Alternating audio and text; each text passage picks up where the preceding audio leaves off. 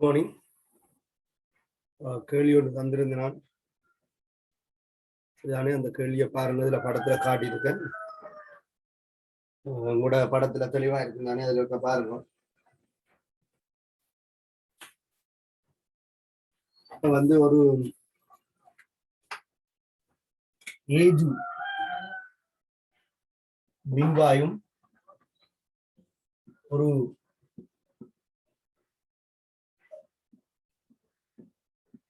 Cl2 மின்வாயும் இணைக்கப்பட்டிருக்க ஒரு சாதாரணமான ஒரு இதுதான். கணக்கை யோசிக்கிறது ஒன்றும் இல்லை.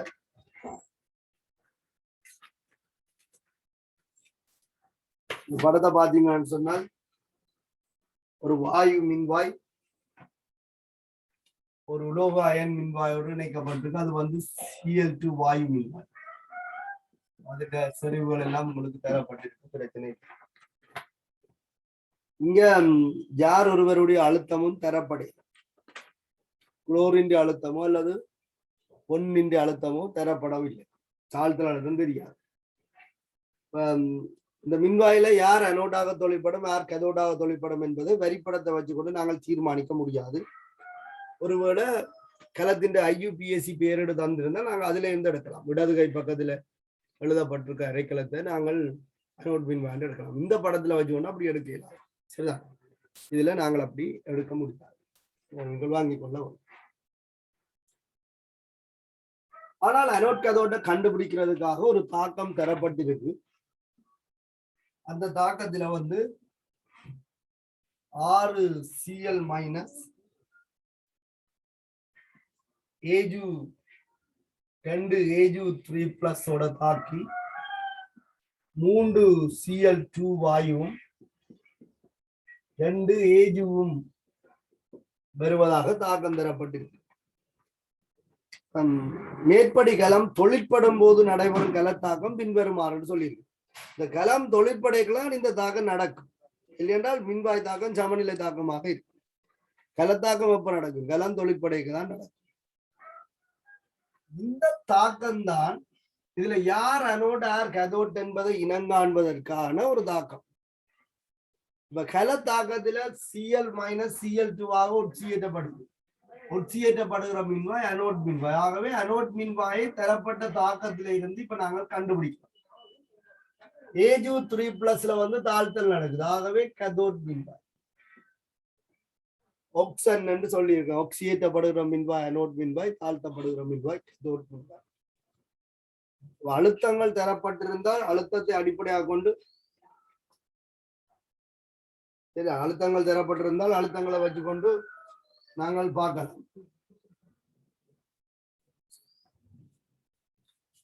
இதுல தாக்கம் தரப்பட்டிருக்க நாங்கள் தாக்கத்தை அடிப்படையாக கொண்டு என்ன செய்யலாம் என்று சொன்னால் இதை பார்க்கக்கூடியதாக இருக்கு.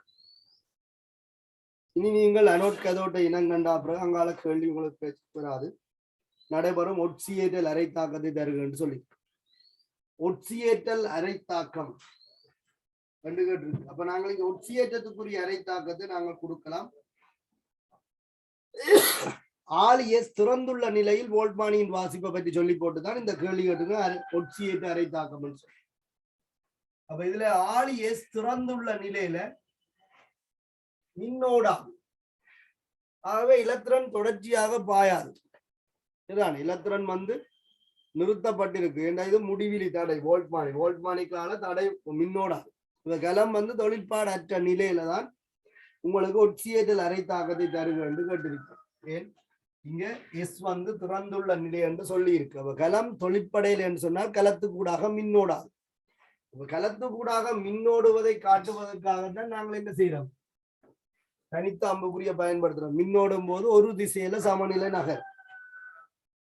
ஆகவே இந்த கேள்விக்கு நாங்கள் சமநிலை தாக்கம் எழுதுவதுதான் பொருத்தப்பாடாக இருக்கும். உங்களுக்கு கேட்கப்படுற கேள்வியின் அனுபவங்கள்ல இருந்து இதைத்தான் என்னால சொல்ல முடியும்.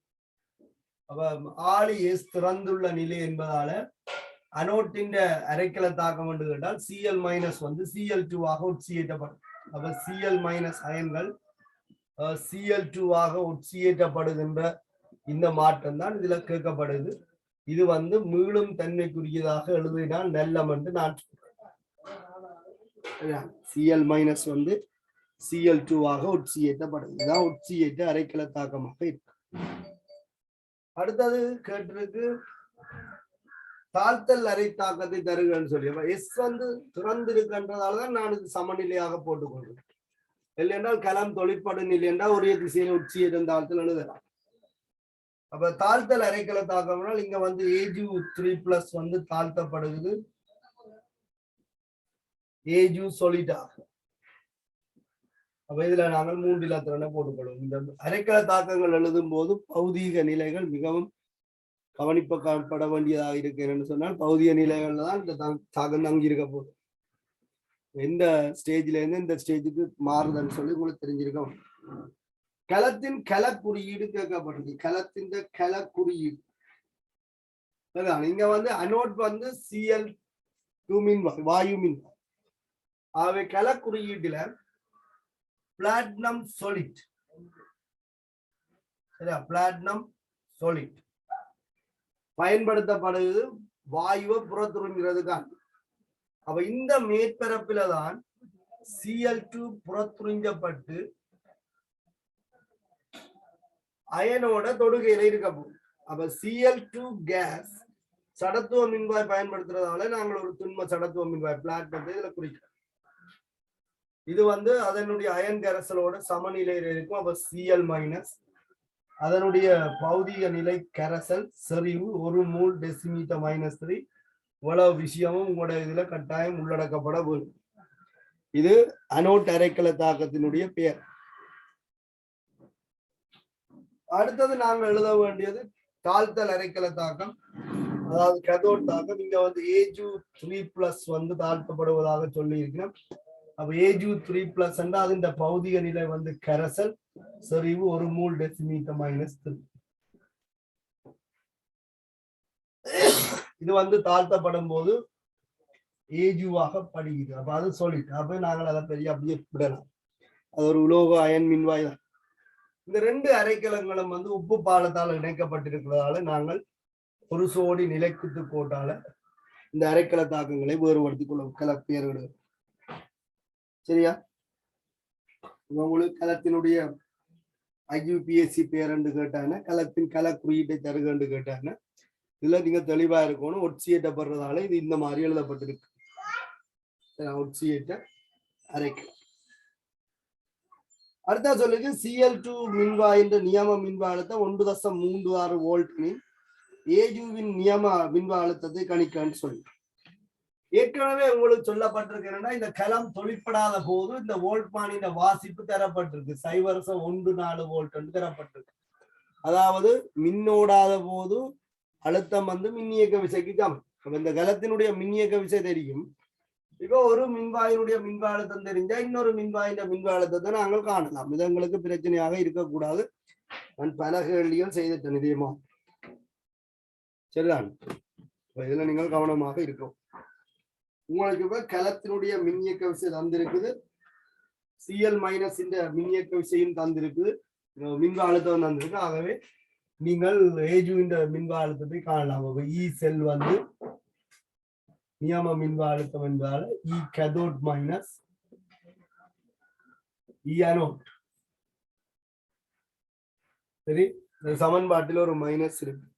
இந்த கேதோட் எப்போதும் வலது கை பக்கத்தில் எழுதப்படுவதால RHS என்றும், இது அனோட் இடது கை பக்கத்தில் எழுதப்படுவதால LHS என்றும் எழுதலாம். உங்களுக்கு கலத்தினுடைய மின்னியக்க விசை 0.14 வோல்ட்.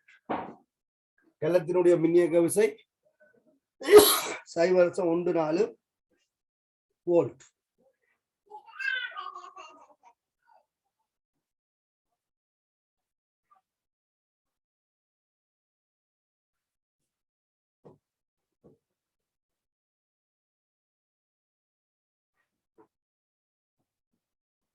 சரியா?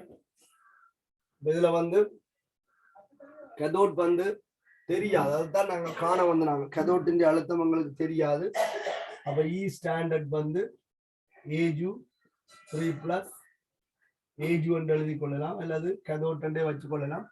பௌதிக நிலையை போட்டா நல்லம் மைனஸ் E அனோட் வந்து உங்களுக்கு தரப்பட்டிருக்குது 1.36 வோல்ட். 1.36 வோல்ட். ஆகவே ஏஜுவினுடைய தாழ்த்தல் அழுத்தம் வந்து நியம தாழ்த்தல் அழுத்தம் வந்து இது இங்கால வரைக்கும் பிளஸ் பண்ணி கூட்டப்படும்.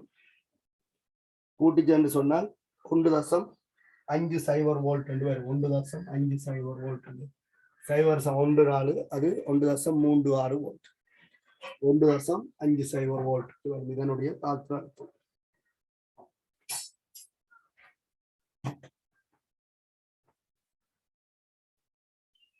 இதுல முதலாவது கேள்வியில் என்னன்னு சொன்னால் ஒட்சியேற்ற அரைக்கல தாக்கத்தை எழுத கேட்டிருக்கு. தாழ்த்தல் அரைக்கல தாக்கம் எழுத சொல்லி கேட்டு. ஒட்சியேற்ற அரைக்கல தாக்கம் உண்டா அது ஒட்சியேற்ற திசையில தான் எழுதப்படும். தாழ்த்தல் அரைக்கல தாக்கம் உண்டா தாழ்த்தல் திசையில தான் எழுதப்படும். உங்களுக்கு மின்வாய் தாக்கம் கேட்க சரிதான். இதுல வந்து இந்த தனி மின்வாயினுடைய மின்வாய் அழுத்தத்துக்குரிய தாக்கத்தை கேட்டால் அது எப்போதும் தாழ்த்தல் திசையில எழுதப்பட வரும். இங்க வந்து கேட்டிருக்கிறது வந்து அனோட்டின் அரைக்கல தாக்கம். அப்ப அனோட்டில ஒட்சியேற்றம் நடக்குது, கதோட்டில தாழ்த்தல் நடக்குது. அப்ப ஒட்சியேற்ற திசையிலையும் தாழ்த்தல் திசையிலையும் தான் இதை எழுதலாம். சரி, இப்ப களம் தொழிற்பட்டா என்ன களம் தொழிற்படாட்டா என்ன? ஒட்சியேற்ற அரைக்கல தாக்கம் உண்டா அது ஒட்சியேற்ற திசையிலான எழுதப்படும். தாழ்த்தல் அரைக்கல தாக்கம் தாழ்த்தல் திசையில் எழுதப்படும். களம் தொழிற்படும் போது இதுல தனி அம்புக்குறி பயன்படுத்தும். தொழிற்படையில் என்றா சமநிலை அம்புக்குறி பயன்படுத்தும். உங்களோட மின்வாய் தாக்கம் கேட்க மின்வாய் தாக்கம் தனி மின்வாய் தாக்கம் என்று கேட்க அது வந்து எப்போதும் தாழ்த்தல் திசையில எழுதப்படும். சரியா? அப்ப அடுத்து கேட்டது ஆலியஸ் மூடப்படும் போது. இப்ப ஆலியஸ் மூடப்பட்டா என்ன நடக்கும்? ஆலியஸ் மூடப்பட்டால் இலத்திரன் பாய்ச்சல் இந்த வோல்ட்மானி இந்த தடை வந்து முடிவில் மின்குமிழின் தடை குறைக்கும். அப்ப இதுக்குள்ளால மின்னோடைக்குள்ள இப்ப வோல்ட்மானின் வாசிப்புக்கு என்ன நடக்கும்? வோல்ட்மானின் வாசிப்பு என்ன நடக்கும்? இந்த களம் தொழிற்படு நிலைக்கு வரைக்கும் வோல்ட்மானி ஆற்ற வாசிப்பை காட்டும் நினைக்கிறீங்க. இந்த ரெண்டு மின்குமிழுக்கும் மின் சுவிட்சுக்கும் இருக்குதானே, இதுக்கு இடைப்பட்ட அழுத்த வித்தியாசத்தை தான் இது காட்டும். சரியா? அப்ப இது நீங்க படிச்சிருக்கிறீங்க. இது வந்து இ வந்து பி வந்து இ மைனஸ் ஐஆர் என்று படிச்சிருக்கீங்க. அப்ப களம் தொழிற்படு நிலையில மின்னியக்க விசையும் வோல்ட்மானின் மின்வாய்களுக்கு இடையிலான அழுத்த வேறுபாடும் சமனாக இருக்காது. ஒன்று களத்துக்கு அகத்தடை இருக்கும், அதுவும் கழிக்கப்படும். சரியா? மற்றது கடத்தும் கம்பிகளுக்கு தடை இருக்கும். அப்ப ஆகவே களம் தொழிற்படும் போது களத்தின் மின்னியக்க விசையும் வோல்ட்மானி காற்று அழுத்த வேறுபாடும் சமனாக இருக்காது. நாங்கள் அநேகமான சந்தர்ப்பங்களில் இதுகள் எல்லாத்தையும் புறக்கணிச்சுதான் பிசிக்ஸ்ல கூட சில இதுல கேள்வியை செய்வீங்க. ஆனால் இந்த அகத்தடையை பற்றி நீங்கள் அங்க கதைப்பீர்கள், கட்டாயம் அதை பற்றி கதைச்சிருப்பீர்கள். கடத்திகள்கிட்ட தடைகள் எல்லாம் புறக்கணிச்சுதான் நாங்கள் அங்க வேலை செய்வோம். சரி, அப்ப இங்க ஆலியஸ் மூடப்படும் போது மின்குமிழ் ஒளிர ஆரம்பிக்கிறது, அதுக்குள்ள மின்னோடு. இந்நிலையில் வோல்ட்மானியின் வாசிப்புக்கு ஜாது நிகழும். அப்ப வோல்ட்மானியின் வாசிப்பு வந்து குறையும். களம் தொழிற்படும் போது இப்ப வந்து அகத்தடை செல்வாக்கு செலுத்தும். அகத்தடை காரணமாக அங்க வந்து ஒரு அழுத்த வீழ்ச்சி வந்து ஏற்படும். ஆகவே வோல்ட்மானி காற்ற வாசிப்பு களத்தின் மின்னியக்க விசையிலும் குறைவாகத்தான் இருக்கும். அதான் இந்த ஈக்குவேஷன் V மைனஸ் V சமன் E மைனஸ் IR. ஆலியஸ் மூடப்படும் போது மின்குமிழ் ஒளிர ஆரம்பிக்கிறது. இந்நிலையில் வோல்ட்மானியின் வாசிப்புக்கு யாது நிகழும். வோல்ட்மானியின் வாசிப்பு குறைவடையும். காரணம் மின்னோட்டம் செல்லும் போது அகத்தடை தொழிற்படும்.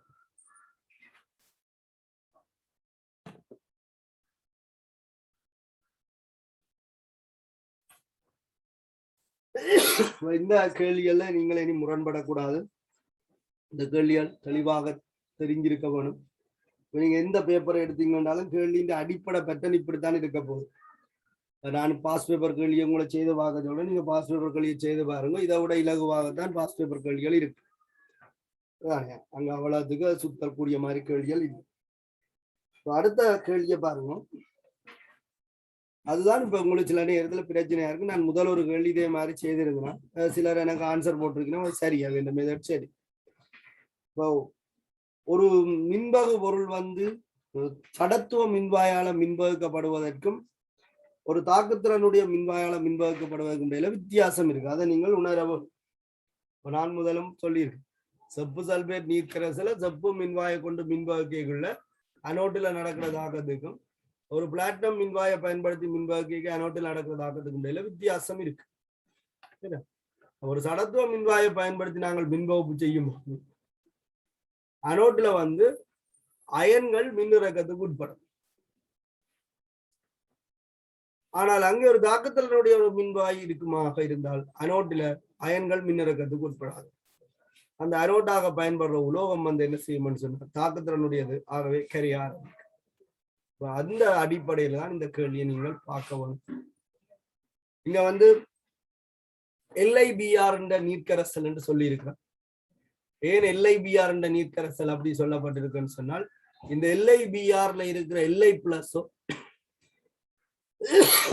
அல்லது BR மைனஸோ வந்து இங்க வந்து மின்பகுப்புக்கு உட்பட போறது இல்லை.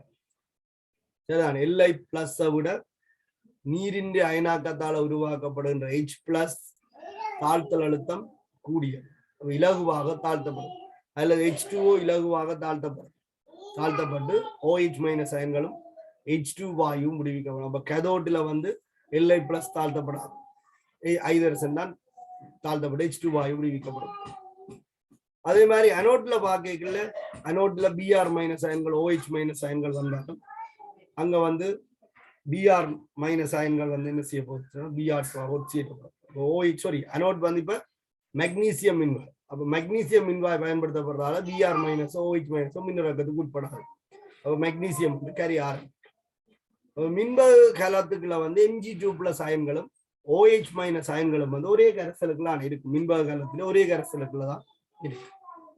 Mg2 பிளஸுக்கும் OH மைனஸ் அயன்களுக்கும் இடையிலான அயன் பெருக்கம் நேரத்தோட என்ன செய்யும் அதிகரிக்கும். காரணம், கலம் தொடர்ந்து தொழிற்படைகள OH மைனஸ் அயன்களும் உருவாக்கப்படும், Mg2 பிளஸ் அயன்களும் உருவாக்கப்படும்.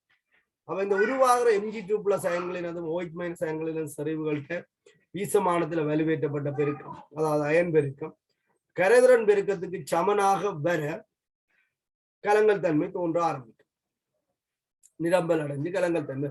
அப்ப கலங்கல் தன்மைக்கு காரணம் யாருன்னு கேட்டால் MgOH2 அயன்கள். LiOH வந்து உங்களுக்கு நன்றாக கரையும் என்று தெரியும். அப்ப அது வந்து கலங்கல் தன்மையை தோற்றி கிடையாது. MgOH2 வந்து கலங்கல் தன்மையை தோற்றி குழப்ப வேணும் என்று சொன்னால் LiOH இந்த கரைதிறன் பெருக்கம் தரலாம், தந்திருந்தா சில பேர் அந்த மாதிரியும் ஜோதிச்சு கொண்டு போகலாம். இங்க வந்து இந்த கலங்கல் தன்மைக்கு காரணம் வந்து MgOH2 அயன்கள். MgOH2 தான் இங்க ஹைட்ரோக்சைடு வீழ் வடிவாகும். ஆகவே நிரம்பல் நிலைக்கு தேவையான Mg2 பிளஸ் இந்த செறிவை கணிச்சு அதுல இருந்து மின்பக கலத்துல இருக்க வேண்டிய Mg2 பிளஸ் இந்த மூல கணிச்சம் உண்டா, அந்த மூல் வாரதுக்கு எடுக்கிற நேரத்தை நாங்கள் சாதாரணமாக நேற்று நான் 2 வழிகளில் காட்டி தந்தேன். இல்லை சமன்பாட்டுகளாக கூட நீங்கள் எடுத்துக்கொள்ளலாம்.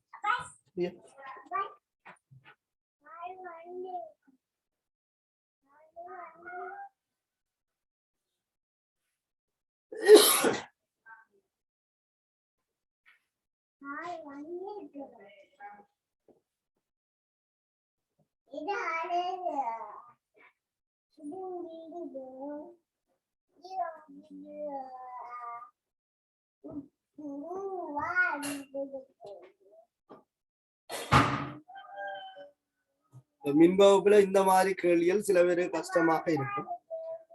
நேரடியாக நாங்கள் துணிவு கணிக்கிற மாதிரி இருந்தா செய்வோம். இந்த கேள்விகளுக்கு நீங்கள் கட்டாயம் என்ன செய்யணும்னா பழக்கப்படணும். வேற புத்தகங்களையும் தேடி எடுத்து நீங்கள் இந்த மாதிரி கேள்விகளை சந்திக்க முடியும். அப்ப இங்க பாருங்க, இந்த மின்பகுப்புக்குரிய படத்தை காட்டு.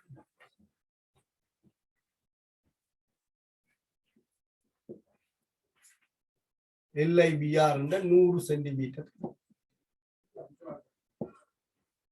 மெக்னீசியம் மின்வாய்களை பயன்படுத்தி மின்வாய்ப்பு செய்யப்படும். 0.1 மோல் டெசிமீட்டர் -3 சொல்லி மெக்னீசியம் மின்வாய்களை பயன்படுத்தி மின்வாய்ப்பு செய்யப்படும்.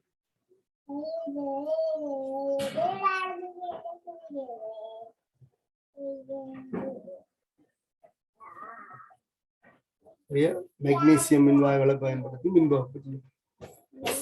உங்களுக்கு ஒரு குறித்த நேரத்தில் செலுத்தப்பட்ட போது வீழ்வடிவு ஒன்று உருவாவதா அவதானிக்கப்பட்டது. அப்ப அந்த வீழ்வடிவு யாருன்னு உங்களுக்கு தெரியும். மின்னோட்டம் தந்திருக்கணும் 100 மில்லி ஆம்பியர்.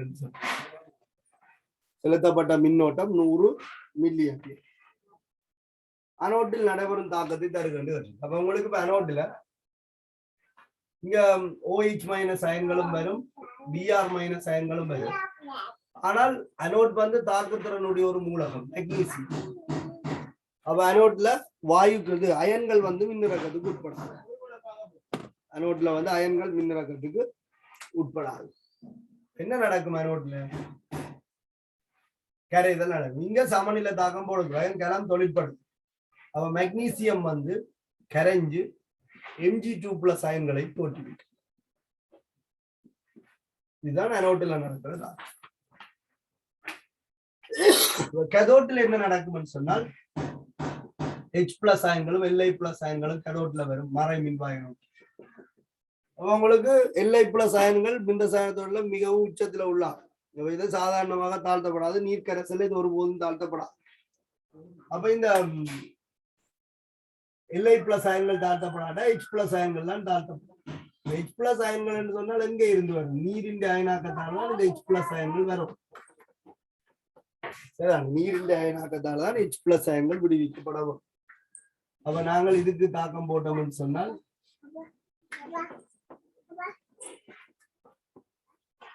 ரெண்டு H+ அயன்கள் வந்து 2 இலத்திரன்கள் ஏற்றி H2 ஆகும். இங்க விடுவிக்கப்படுற இலத்திரனும் இங்க ஏற்கப்படுற இலத்திரனும் சமன். அப்ப நாங்கள் என்ன செய்யலாம்னா இந்த 2 H+ நீர்ல இருந்து வருவதாக கருதுனா அப்படி கருது. அப்ப இங்க நடக்கிற ஒட்டுமொத்த தாக்கத்தை நாங்கள் எப்படி விளங்கிக் கொள்ளலாம்? நீர் தான் இருக்கு. 2 H2O வந்து H2 ஆகவும் 2 OH- ஆகவும் உருவாகுவதாக கருதி கொள்ளலாம். இந்த தாக்கத்துல 2 இலத்திரன் 2 H2O லிக்விட் வந்து ஒரு H2 கேஸ் 2 OH- அயன்கள் உருவாக்குவதாக. இதுதான் கேதோட்ல நடக்கிறதா. கேதோட் தாக்கம். கேதோட் தாக்கம்.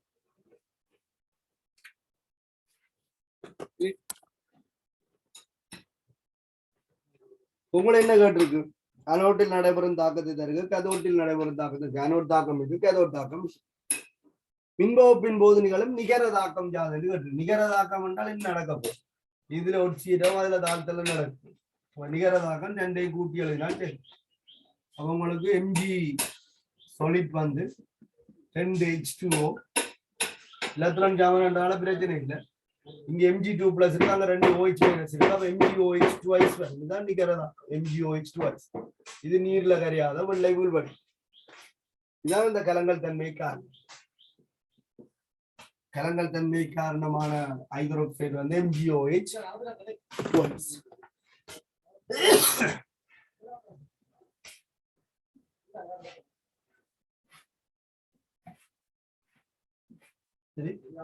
கலங்கல் தன்மை உங்களுக்கு H2 வாயு. சரியா? இதுவரைக்கும் உங்களுக்கு பிரச்சனை இல்லை.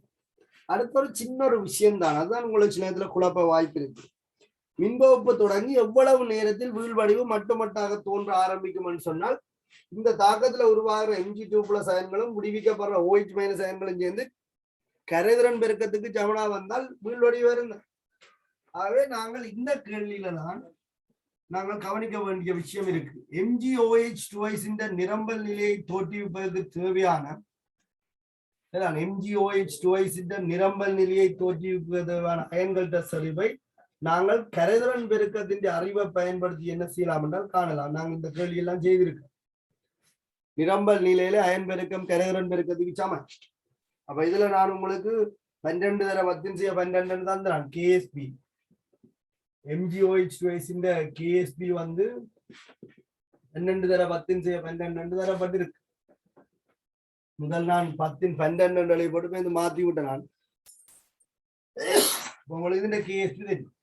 இந்த இடத்துல உருவாகிற Mg2+ அயனும் OH- அயனும் பீசமானம் 1:2 இருக்கும். அப்ப பிரச்சனை கரைசல்ல Mg2+ சரிவும் OH- சரிவும் 1:2 உருவாக்கப்படும். அப்படி உருவாகும் போது ഇതിന്റെ சரிவையும் ഇതിന്റെ சரிவின் வர்க்கத்தையும் பெருக்க KSB IBக்கு சமனாகும்.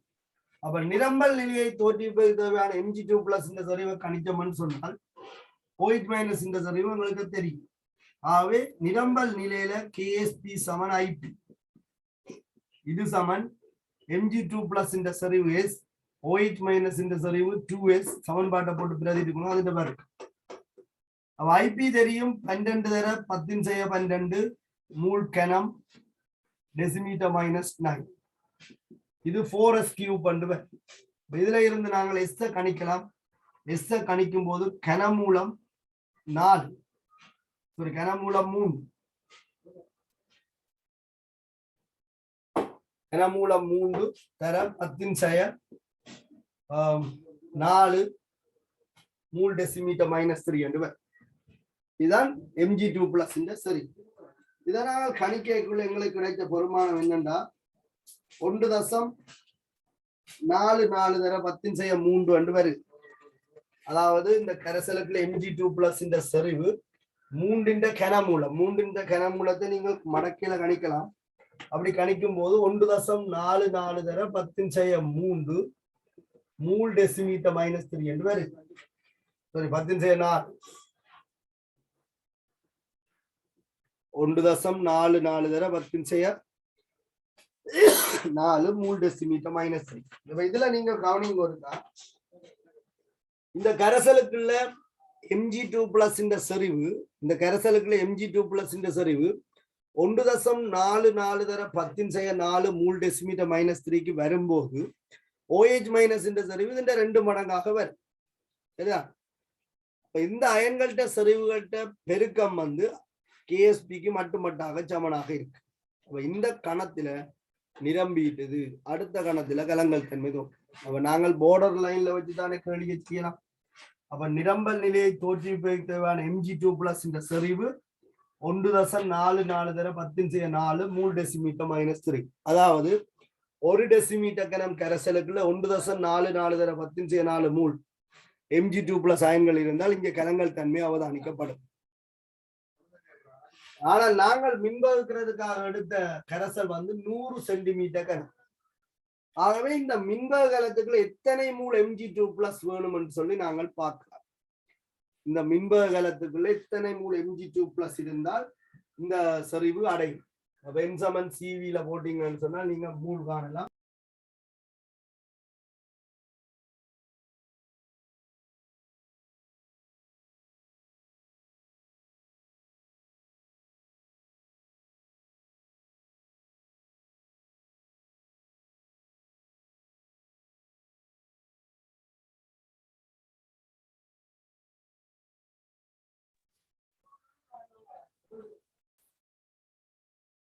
Mg2+ இந்த மூல் வந்து 1.44 தர 10⁻5 இருந்தால் இந்த கரைசலுக்குள்ள செறிவு 1.44 தர 10⁻4 என்று வரும். அயன் பெருக்கம் கரையரன் பெருக்கத்துக்கு சமனா வரும். உங்களுக்கு Mg2+ இந்த பின்வகுப்புல விடுவிக்கப்படுற திணிவு சிமோலம் வந்து மூலர் திணிவு கேபிட்டல் M. உங்களுக்கு தெரியும் இலத்திரண்ட மூல் எண்ணிக்கை 2. அப்ப நாங்கள் அதை 2 போட்டுக்கொள்ளலாம். Faraday 96,500 கூலம் I/T. இவங்களுக்கு நேரடியாக மூளை கேட்டிருக்கிறதால சரியா, நேரடியா மூளை கேட்டிருக்கிறதால ஸ்மால் m கேபிட்டல் M சமன் n என்று எடுத்து இது சமன் I/T 2 தர 96,500 கூலம் போட்டா அழகு போட்டு பாருங்க. உங்களுக்கு என்ன தெரியும்? Mg2+ இந்த மூல் தெரியும், மின்னோட்டம் தெரியும், இது தெரியும். ஆகவே T 7 மாற்றம் தெரியும். அப்ப T வந்து உங்களுக்கு மூல் 1.44 தர 10⁻5 மின்னோட்டம் 100 மில்லி ஆம்பியர் என்று சொல்லியிருக்கு. அப்ப 100 தர 10⁻3 ஆம்பியர் தர 2 தர 96,500 கூலம். சரியா? இதை சுருக்கிறீங்க வேண்டாம். சரி, இதை சுருக்கும் போது 27.79 செகண்ட் என விடை ஒன்று வரும். 27.79 செகண்ட். சரியா?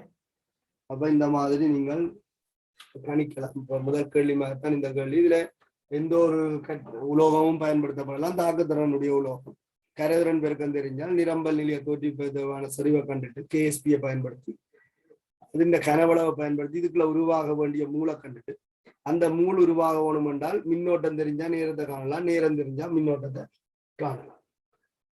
சரி, இந்த சந்தர்ப்பத்துல அதாவது 27.792 செகண்ட் நேரம் இந்த கலம் தொழிற்படைக்குள்ள இங்க உருவாக்கப்படுகிற Mg2+ இந்த மூல் வந்து 1.44 தர 10⁵5 மூலா இருக்கும். உருவாக்கப்படுற OH- இந்த மூல் இது 2 மடங்காக இருக்கும். இங்க உட்சியேற்றப்படுற அளவும் தாழ்த்தப்படுற அளவும் வீசமானத்துல தொடர்பட்டிருக்கும். நேற்று நாங்கள் ஐதரசன் வாயுவையும் O2 வாயுவையும் ஒப்பிட்டு பார்த்தனாங்க. அப்ப உங்களுக்கு 27.792 செகண்ட்ல உருவாக்கப்படுற Mg2+ இந்த மூல் நிரம்பல் நிலையை தோற்றுவிப்பதற்கு போதுமாக இருக்கு. கலங்கள் தன்மை போன்று. சரி, இந்த கேள்வியை நீங்கள் விளையாட்டா விடாதீங்க.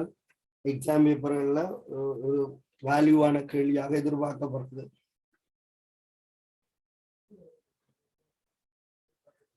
விடைகளை நீங்கள் சேவணி கொள்ளலாம். தற்சமயம் கணித்தல் பிள்ளைகள் இருந்தால் பிரச்சனை இருக்கு. ஒரு சிலர் போட்ட விட இந்த விடையோடு ஒத்து போகும். சரி, இந்த வேல்யூ நான் கால்குலேட்டர்ல அடிச்செடுத்த வேல்யூ.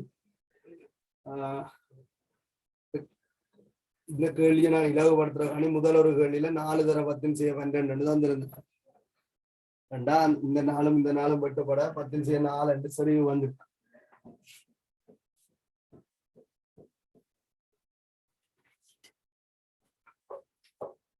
சரி,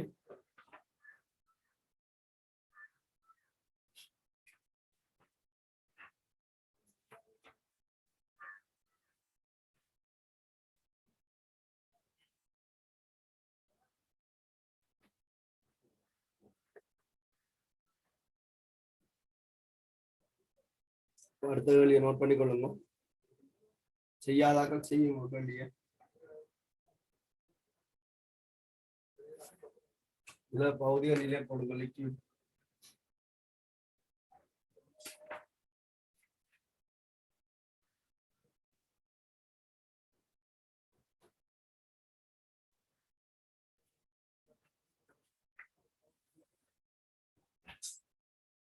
சரி, அடுத்த கேள்விகளை கொள்ளுங்க.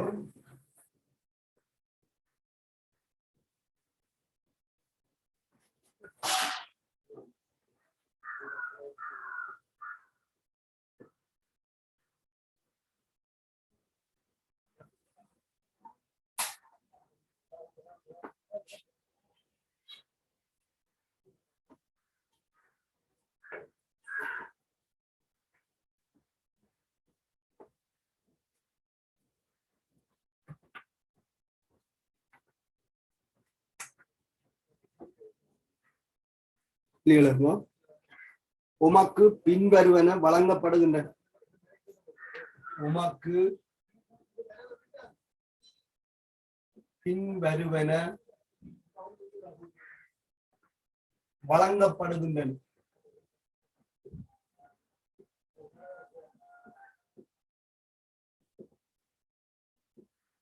உமக்கு பின்வருவன வழங்கப்படுகின்றன.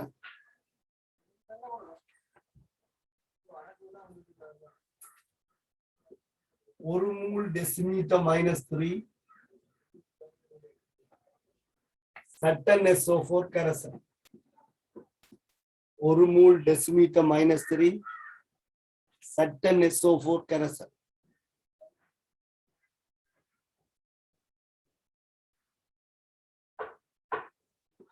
ஒரு மூல் டெசிமீட்டர் -3 MSO4 கரைசல். அதே போல ஒரு மூல் டெசிமீட்டர் -3 CgSO4 கரைசல்.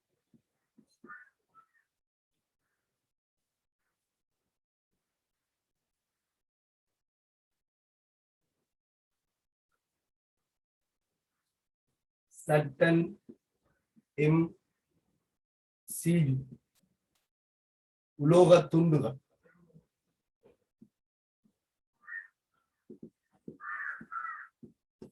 சட்டன் செப்பு உலோக துண்டுகள். டிஜிட்டல் வோல்ட்மான்.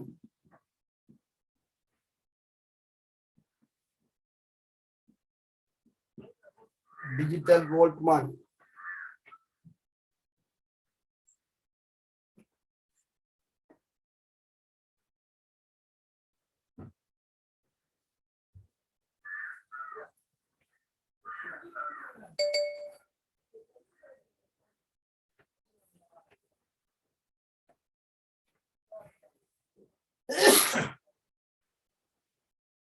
சட்டனின் நியம தாழ்த்தல் அழுத்தமும் இங்க தரப்பட்டிருக்கு.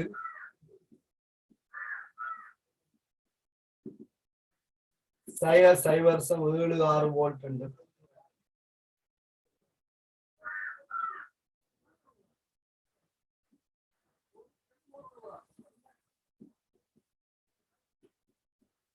டெம்மின் நியம தாழ்த்தல் அழுத்தம் தரப்படையில E1 என்று குறிச்சிருக்கு.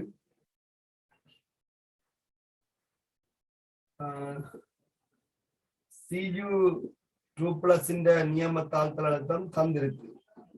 சக சைவர்சம் 3-4 வோல்ட்.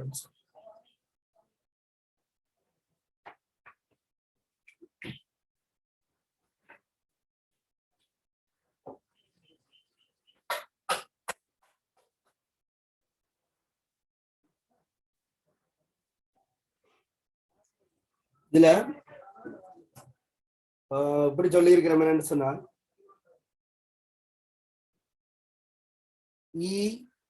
M2+ M மின்வாய் அழுத்த பெருமானம்,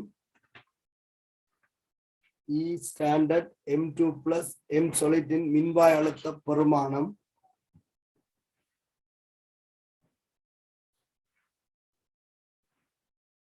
சட்டன் 2+ சட்டன் மின்வாய் அழுத்த பெருமானத்தை விட பெரிதாகவும் மின்வாய் அழுத்த பெருமானத்தை விட பெரிதாகவும்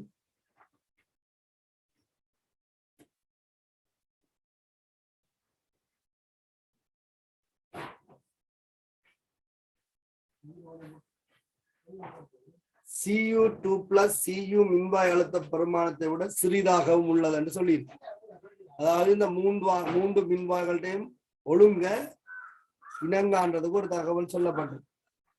இதனுடைய மின்வாய் அழுத்த பெருமானம் இதை விட பெரிதாகவும் இதை விட சிறிதாகவும் இருக்கு.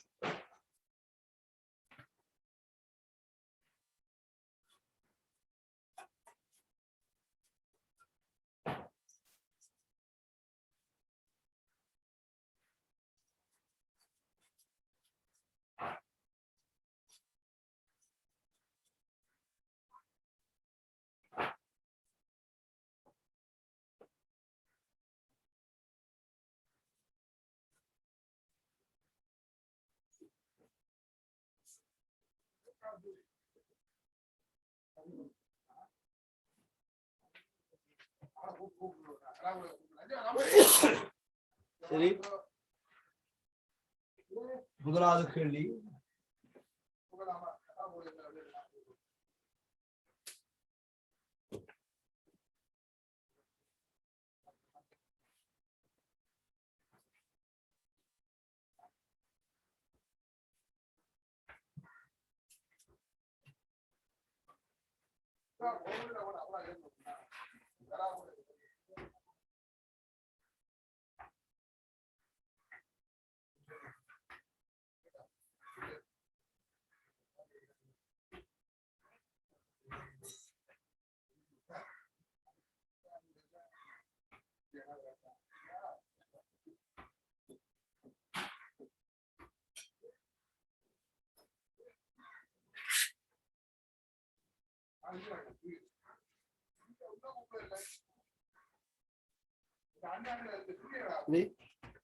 முதலாவது கேள்வி.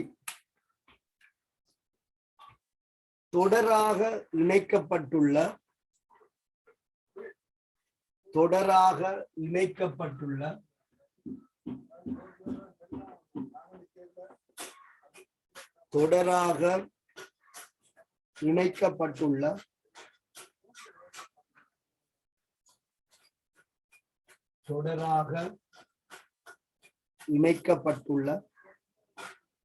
மிகவும்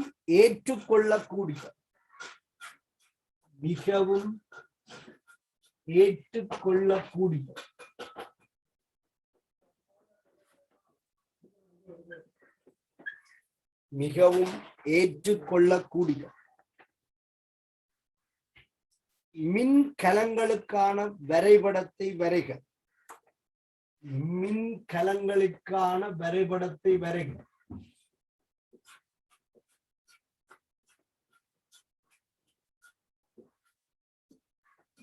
வரைபடத்தை வரைக.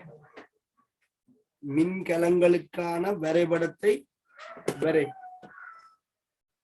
இதுல ஒரு தகவல் சொல்லப்பட்டிருக்குது பிராக்கெட்டுக்குள்ள.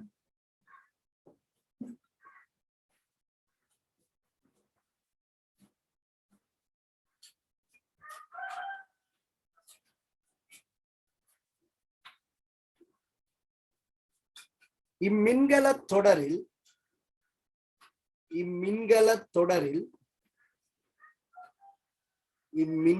தொடரில் ஒரு மின்வாய் 2 தடவைகள் இணைக்கப்பட்டுள்ளன. இம்மின்கல தொடரில் ஒரு மின்வாய் 2 தடவைகள் இணைக்கப்பட்டுள்ளன.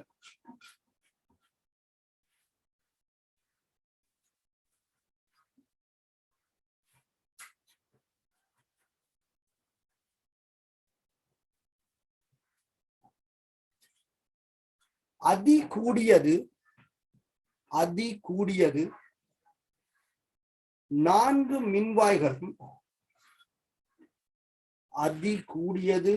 4 மின்வாய்களும்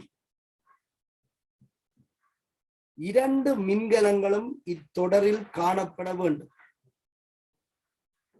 அதிகூடியது 4 மின்வாய்களும் 2 மின்கலங்களும் இத்தொடரில் காணப்பட வேண்டும். உங்களுக்கு 3 மின்வாய் தந்தால் எத்தனை மின்கலம் அமைக்கலாம் என்று தெரியும். இங்க சொல்லப்பட்டிருக்கிற கிரைட்டீரியாவுக்கு அமைய நீங்கள் மின்கல தொடரை இணைக்க வேண்டும். அதுல ஒருவருடைய மின்வாயத்தான் தெரியும் தொடராக இணைக்கப்பட வேண்டும் என்று சொல்லி அந்த நிபந்தனைகளுக்கு ஏற்ற மாதிரி தான் நீங்கள் இந்த மின்கல தொடரை அமைக்கும். 2வது கேள்வி, டிஜிட்டல் வோல்ட்மானி ஜியின் வாசிப்பை கணிக்க. டிஜிட்டல் வோல்ட்மானி ஜியின் வாசிப்பை கணிக்க தொடராக இணைக்கப்பட்டதில்லை. டிஜிட்டல் வோல்ட்மானி ஜியின் வாசிப்பை கணிக்க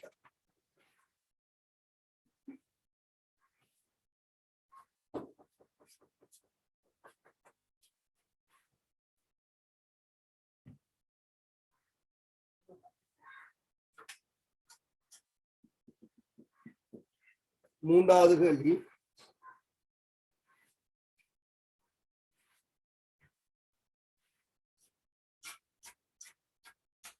சட்டநினையும் எம்மினையும் மின்வாயாக கொண்ட சட்டநினையும்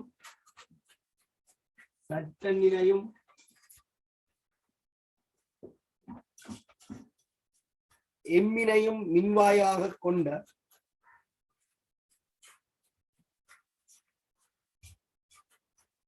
சட்டநினையும் எம்மினையும் மின்வாயாக கொண்ட கலத்தின் மின்னியக்க விசை. கலத்தின் மின்னியக்க விசை. கலத்தின் மின்னியக்க விசை.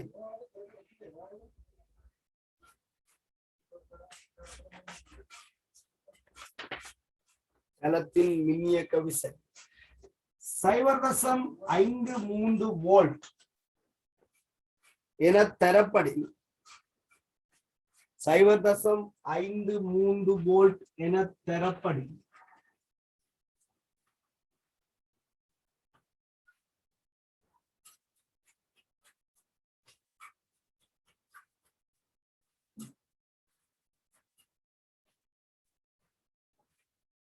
E1 இந்த மின்வாய் E1 பெறுமதியை கணிக்க. E1 பெறுமதியை கணிக்க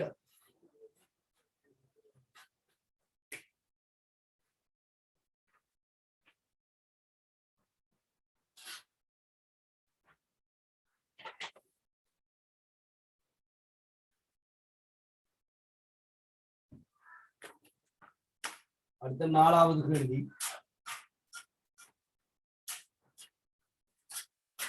ஒவ்வொரு கலத்திலும் அனோட் மற்றும் கதோட்டில் இடம்பெறும் அரைக்கல தாக்கத்தை ஒவ்வொரு கலத்திலும் அனோட் மற்றும் கதோட்டில் இடம்பெறும் அரைக்கல தாக்கத்தின் சமப்படுத்தப்பட்ட ரசாயன சமன்பாட்டை தருக. அரைக்கல ஒவ்வொரு கலத்திலும் அனோட் மற்றும் கெதோட்டில் இடம்பெறும் அரைக்கல தாக்கத்தின் சமப்படுத்தப்பட்ட ரசாயன சமன்பாட்டை தருக.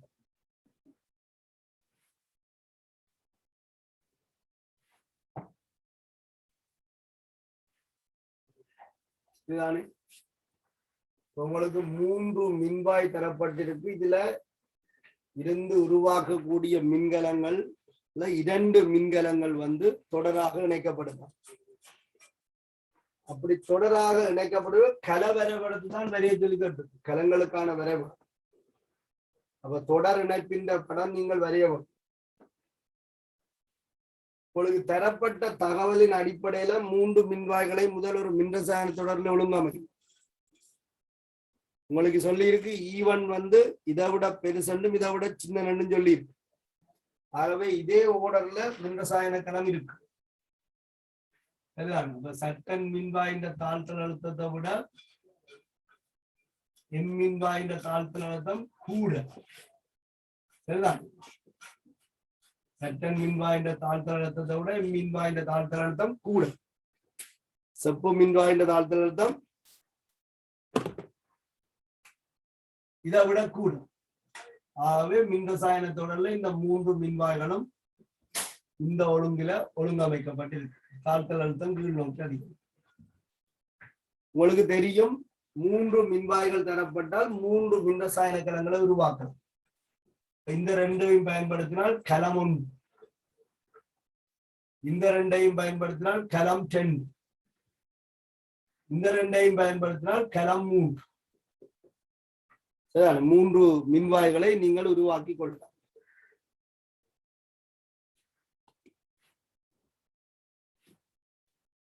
இப்படி 3 வகையான மின்கலங்களை உருவாக்கலாம். இதுல முதல்ல நான் எளிமையாக என்ன செய்கிறேன் சொன்னால் 3 மின்கலங்களையும் இனங்கான்.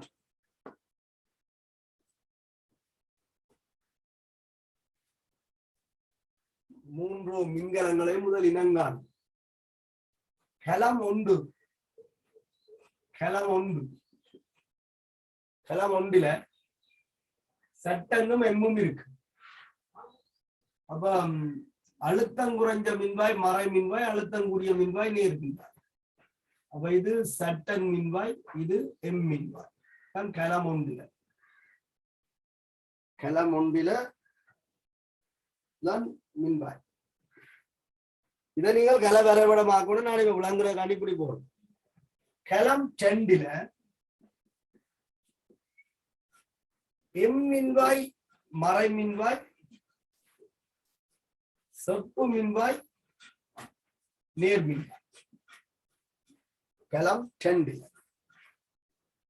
சரிதான். எம் மின்வாய் மறை மின்வாய், செப்பு மின்வாய், நேர் மின்வாய்.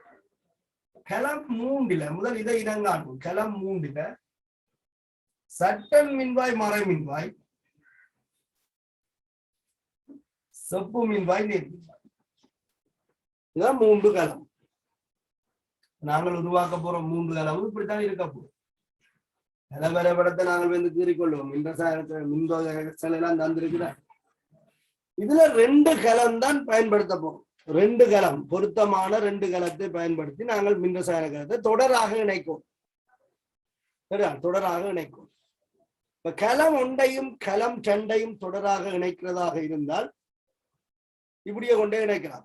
இந்த மின்கலத்தோட இந்த ஒன்றை இதை கொண்டே அப்படியே வைக்கலாம். கலம் 1ஐயும் கலம் 2ஐயும் நாங்கள் இணைக்கிறதாக இருந்தால் சட்டன் மின்வாய் வந்து இதுல அடுத்த சட்டன் மின்வாய் வந்து செப்பு மின்வாய். சரியா? அப்ப கலம் 1ஐயும் கலம் 3ஐயும் இணைத்துமாக இருந்தால் இந்த மின்வாயும் இந்த மின்வாயும் வந்து இங்கால இருக்கும். அப்ப இதுல தொடராக இணைக்கக்கூடிய மின்வாய் அப்படி நீங்க பாத்தீங்கன்னு சொன்னால் இந்த மின்வாய் செல் மின்வாய் கலம் 1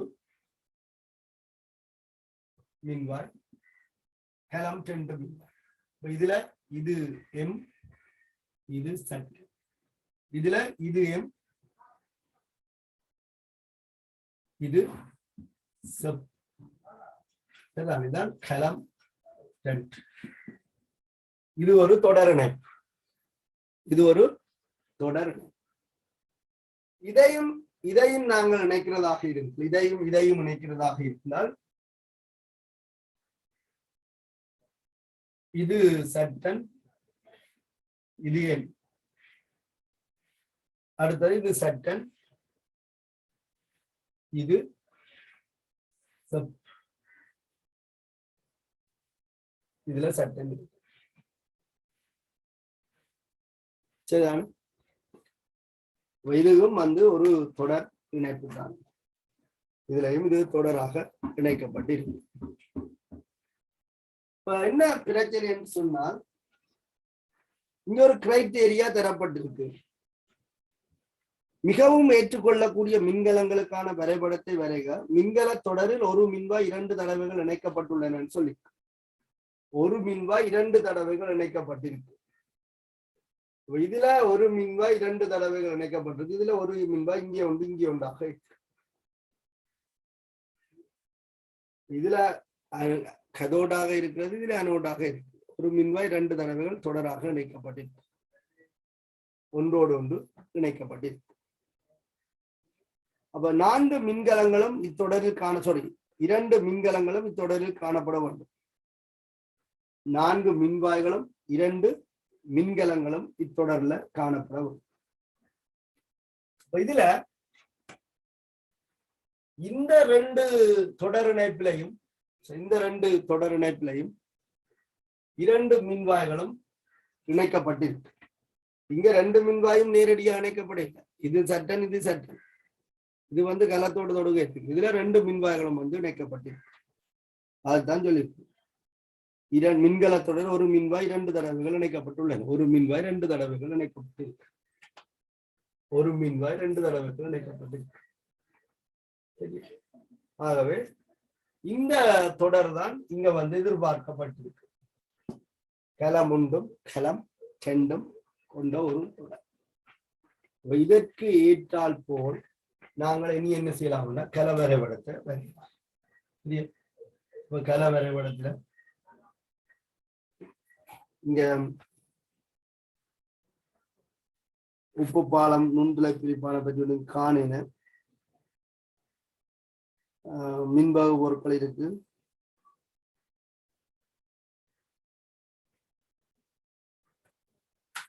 உப்பு பாலம் அப்படி ஒண்ணு சொல்லல. அப்ப நாங்கள் நுண்துளை பிரிப்பானால பிரிச்சு கொள்ளலாம். இது ஒரு கலம் 1 தெரியுதான்? இது கலம் 1, இது கலம் 2. நுண்துளை பிரிப்பானால அப்ப இது சட்டன் மின், இது எம்மின். சட்டன் மின்வா, இது எம்மின். இங்க நீங்கள் தரப்பட்ட அயன்களை குறிச்சு கொள்ளும். இது எண்மின், எம்மின். இது சப்பு மின். இது 2ம் இணைக்கப்பட்டிருக்கு, கடத்தும் கம்பியால் இணைக்கப்பட்டிருக்கு. அதான் தொடர் இணைப்பு. இந்த படத்தை பாத்தீங்கன்னா தெரியும். மறை மின்வாய், நேர் மின்வாய்.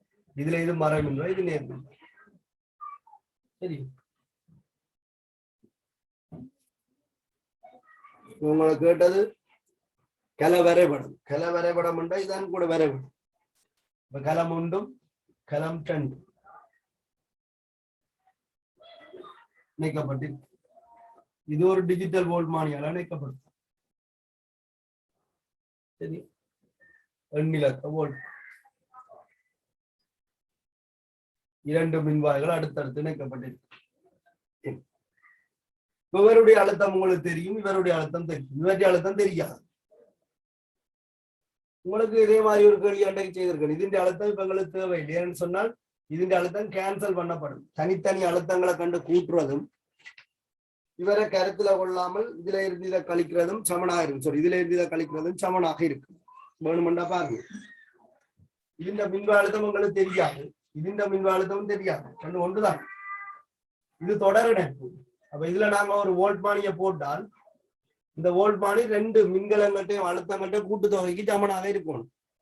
இதை நான் உங்களுக்கு முதல் ஒரு சந்தர்ப்பத்துல கணிச்சு காட்டினான். என்னன்னு சொன்னா, இந்த கலத்து வோல்ட்மானின் வாசிப்பு இந்த வோல்ட்மானி இந்த வாசிப்பு இதுல தாழ்த்தல் அழுத்தம் கூடிய மின்வாய் அது செப்பு மின்வாய், தாழ்த்தல் அழுத்தம் குறைஞ்ச மின்வாய் சட்டன் மின்வாய். அப்ப செப்பு மின்வாய் இந்த மின்வாய் அழுத்தம் சக 0.34 வோல்ட். ஈசெல் வந்து இந்த கலர் இணைஞ்ச கலர் பகுதியின் மின்வாய் அழுத்தம் வந்து உங்களுக்கு இது வந்து தாழ்த்தல் அழுத்தம் குறைஞ்ச அனோட் மின்வாய், இது கதோட் மின்வாய். அப்ப இ கதோட் மைனஸ் இ அனோட். இ கதோட் மின்வாய் மின்வாய் அழுத்தம் தந்திருக்கு 0.34 வோல்ட். கழிக்க போறோம் 0.76 வோல்ட். 1.1 வோல்ட். சரி, இது உங்களுக்கு இப்படி கணிக்க கஷ்டமா இருந்தா இந்த மின்கலத்தின் மின்வாய் அழுத்தத்தையும் இந்த மின்கள் சாரி கலத்தின் மின்னியக்க விஷயம் இந்த மின்னியக்க விஷயம் கண்டு கூட்டுறதுக்கு சமனாக இருக்கு. அப்ப கலம் ஒன்றில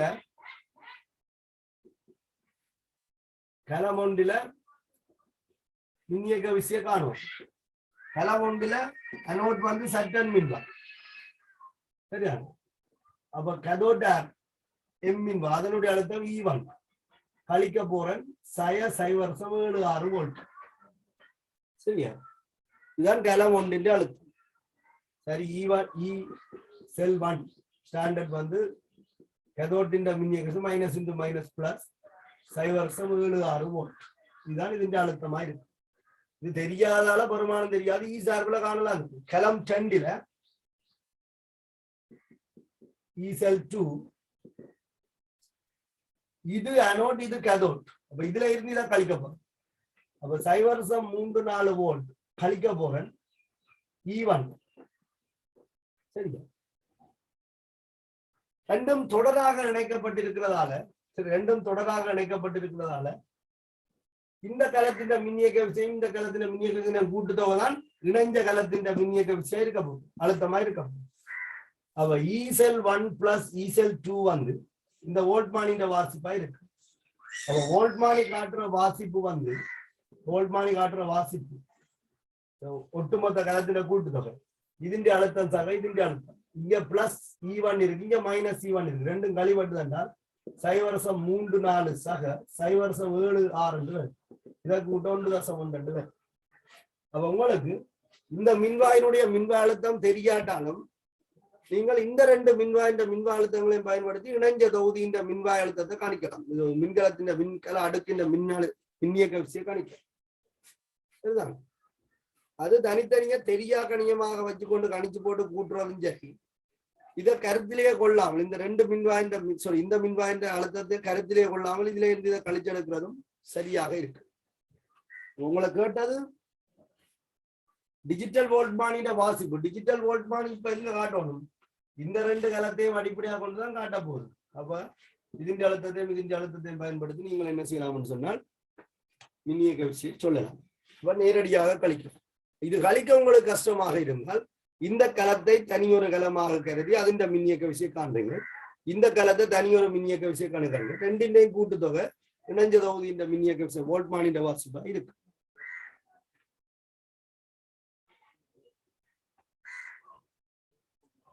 அடுத்த உங்களுக்கு கலம் ஒன்றில சட்டனும் எம்மும் பயன்படுத்தப்பட்டிருக்குன்னு சொல்லி ஒரு மின்வாய் வந்து சட்டன், இன்னொரு மின்வாய் எம்.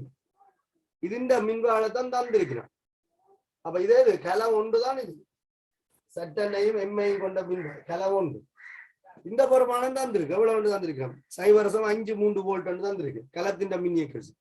அப்ப E1 காண சொல்லி கேட்டு அப்ப உங்களுக்கு இதுக்கு பிரதிட்டா சரிதான். இந்த பெருமானத்தை பிரதிட்டம்னு சொன்னால் கூட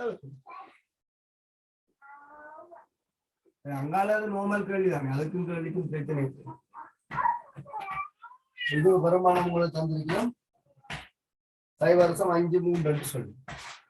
அப்ப 0.53 வோல்ட் சமன் E1 0.76 வோல்ட். இது சக ரெண்டு வரும், இந்த அளவுல கழிவடும். அப்ப E1 வந்து சயவில உங்களுக்கு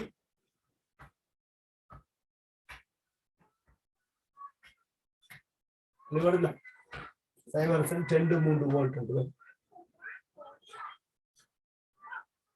இதுல இருந்து கலத்தின மின்னியக்கு நீங்க பார்க்கலாம்.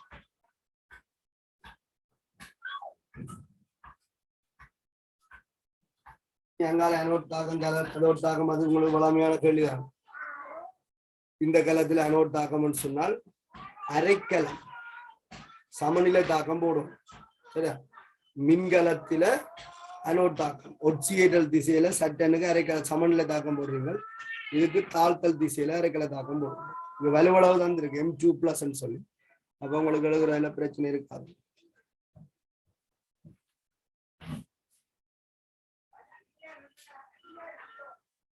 சரி, இந்த கேள்வியை நீங்க ஒரு கமிச்சத்தை செய்து பாருங்க. சாதாரண ஒரு மின்ரசாயன கலத்தின கேள்விதான். பழமையா 3 மின்வாக வந்துட்டு அமைக்கக்கூடிய கலங்களுக்கு இருக்கிறவை. இதுல சில கிரைட்டீரியா சொல்லிட்டு தொடர் இணைப்பு சொல்லிட்டு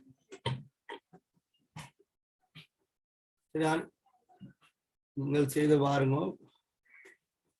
இதுக்கு மேல நான் மின்ரசாயன கலத்துல மினக்கிறது அவ்வளவு பொருத்தப்பாடு இல்லை. காலங்களுக்கு பிரச்சனையா இருக்கு. நீங்கள் தந்த அறிவை பயன்படுத்தி உங்களோட நாலேஜை டெவலப் பண்ணி கொள்ளுங்க. சரியா? நான் அடுத்த வகுப்புல டவ் முறையில மெக்னீசியம் பிரித்தெடுப்பு படிப்பிருக்கேன். அதை NaOH தயாரிப்பு அதில் பார்த்து கொண்டு போவோம். கைத்தொழில் ரசாயனத்தை மேலோட்டமா பார்த்து விடுவோம். சரி, எத்தனை மாதம் படிப்பீங்கன்னு சொல்ல தெரியாதானே. சரி, நீங்க எழுதினா லீவ் பண்ணிக்கலாம்.